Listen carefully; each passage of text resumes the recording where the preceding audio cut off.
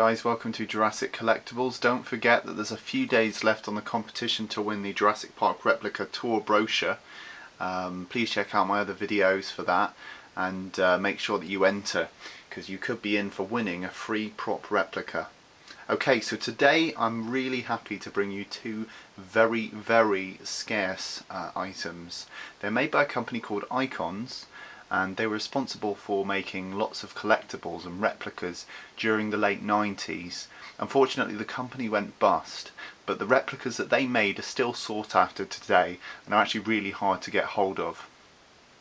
For Jurassic Park, Icons made two items. This is one of them. I've already done a video for this on my channel, so go check it out. But I haven't done like a vocal review of this piece, so I thought it was about time that I reviewed this one and its sister, which I've just obtained. So this is the Velociraptor claw, and it's actually cast off the Stan Winston animatronic raptor, and it's actually the claw that taps the ground in the kitchen to try and lure Tim and Lex out. So it's actually cast directly off that claw. So this is as close as you're going to get to the screen use piece. I'll just give it a quick turn around. It comes in this lovely acrylic box, and like I said, these are very scarce. They do pop up on eBay from time to time, but I haven't seen one in about a year online. And I bought this one about 2.5 years ago, and I was very lucky in that it came with a certificate of authenticity as well. Let's get a closer look at it. So here you can see the plaque, Jurassic Park Specimen Velociraptor Claw, and it's find number 481. Now, although that's a high edition number, Icons were actually known for going backwards in their edition numbers, and always they found it hard to meet demand. So actually they counted down probably from 500 and didn't get too far, unfortunately. This was one of the more popular pieces, but unfortunately some of their replicas did not sell very well, eventually causing them to go bust. So I'll just give a quick turn around of the base there, and you can see it's sort of like this faux rock that forms the base. It almost looks a bit like tree bark as well, but I'm assuming that's just the paint job. But it's meant to imitate sort of like a fake rock. So it's a really nice base and a really nice plaque as well. I don't think you'd see a replica these days with such a really nicely made plaque. It does stand out on the shelf and looks really nice. Okay, so let's get it out of the box. I'll just put it down quickly. It's going to be a little out of focus, so excuse the fuzziness temporarily while I take the acrylic box off. So that's the acrylic case. I'll put that down there, and you can remove the claw. I'll just bring that into focus. So you can see here the quality of the claw is outstanding. It's a direct cast of the one seen in the film, so if you go and have a look at the scene where the raptor taps the ground with its claw, you'll see that this is identical in every way. So yeah, a really nice paint job, and really nice sculpt as well. Really detailed, and it's got a really nice sort of clear coat on it, nice varnish. It just looks like a like a genuine museum piece, really. I think this area here where it would have attached to the animatronic foot has probably been resculpted for the sake of this replica, because I can't see why they would have sculpted this area, if you see what I mean. So I think they've had to sort of, resculpt this base, unless this is the lip where it fit into the animatronic, but I can't see it being so sort of organic looking. So I think they've probably resculpted this area, but apart from that, it's a direct recast of the one seen on the animatronic foot, and actually it looks very close to the one that the Kirby's son holds in Jurassic Park 3. So Could be likely that he holds this same casting, seeing as it came from the first film.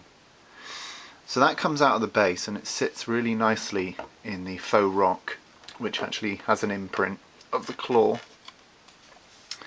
So here's a better look at the base, and you can see it's just got a negative of where the claw sits.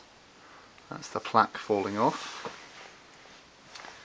So with mine, the plaque actually came off when I received it, and it's got something inscribed in the back there, something about something max. I think it might be about the size, I'm not sure, but it's interesting to note that there's something scribed behind the plaque. But you can see the faux rock base here. Really, really nice. Lovely paint job. Like I said, it looks a little bit like tree bark, but stunning job. Okay, now before I unveil the next piece, I want you all to know that this is an extremely scarce item. I have been looking for this for years, and I believe only a handful were made, but I've been seeking out this piece for a very long time, and finally it has come into my possession. And what a great time to have this, because now I've got the claw and this piece. Okay, without further ado, it's the Icons Raptor egg, and this is actually cast again off the screen used egg in the hatchery scene.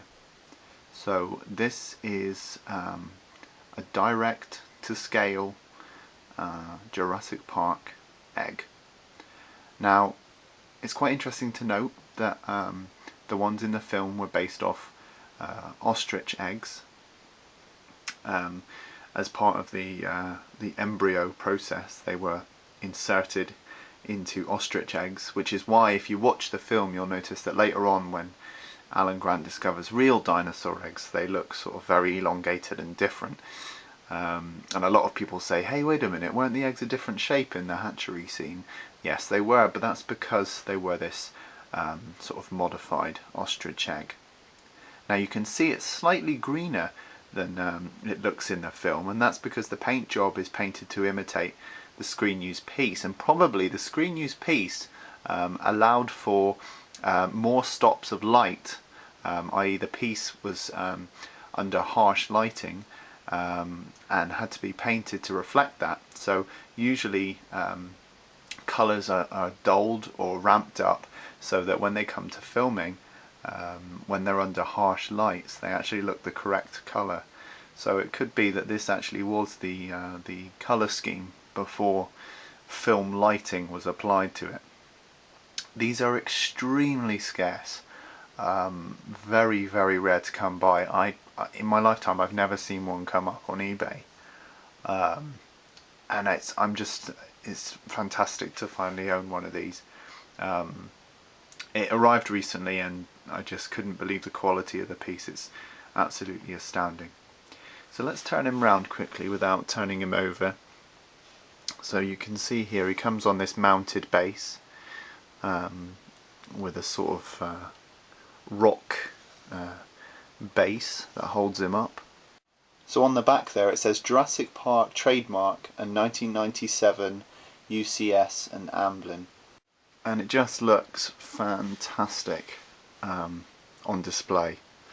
Really, really great. And I mean, it's amazing to tell people that this is exactly how the egg would have looked in the film. I mean, this is the shape. This is the same egg you see on screen, and that's pretty amazing.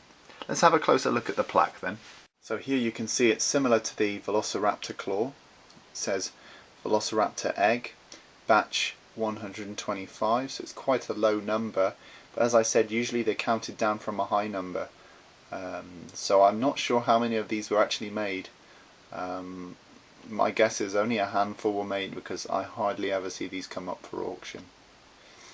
So as we move up the egg, you can see the pitted texture that was applied by Stan Winston Studios, and it really does just look like they've gone over it with kind of two types of almost stippling. They've done like almost like quite a sort of a wide stippling, almost like the end of a paintbrush, and then they've gone in with a finer stippling which looks almost like pencil marks, almost like the end of a pencil. And really that's all I can tell, is that they've almost done just two types of stippling. So if you are planning on making one of these yourself, it looks like sort of a two variations of stippling is all that's needed really. But you need to do it quite evenly across the surface, so there's a lot of stippling, but I can only see two sort of sizes. And here's the rock base, which apparently was made from rocks gathered around the Icon's headquarters, brought back and then moulded for use in the base. So quite resourceful really. It might have been better if they'd imitated the hatchery, maybe with some grass or a little bit of moss, but I'm still very pleased with this job. I still think it looks great, and it's got a lovely paint job as well, you know, some nice dirtying in the nooks and crannies. Looks really good. This piece did originally come with an acrylic case, but I overlooked that when trying to get a hold of this piece because it's so scarce. To me the case doesn't really matter, and it's something I can get replaced at a later date if I need to. But it just looks fantastic on display. Such a brilliant piece, and like the claw, it comes off of its base. So I'll gently lift it, and it weighs the same as an ostrich egg. It's really heavy, really heavy. Just give it a quick turn around. It is slightly flatter on one side. I'll see if I can find, because I was looking at it, it's slightly uneven. You might be able to see it there, but it's just got a slight unevenness. But the paint job is fantastic. I love all this sort of veining going on. It really is a great piece of work. So thanks for watching the video, guys. Like I said, they're very scarce items, so don't expect to find these in a hurry. But if you do see them online and you know you've really wanted these pieces, I definitely recommend you pick them up. They're beautiful to own and beautiful to have on display. So yeah, if you get the opportunity to own these pieces, don't pass it up. Okay guys, if you want to comment, rate and subscribe, that would be great. Don't forget to enter the competition, which the winners will be announced on the 25th, so ideally get your entries in before the end of the 24th. Okay guys, see you in the next video.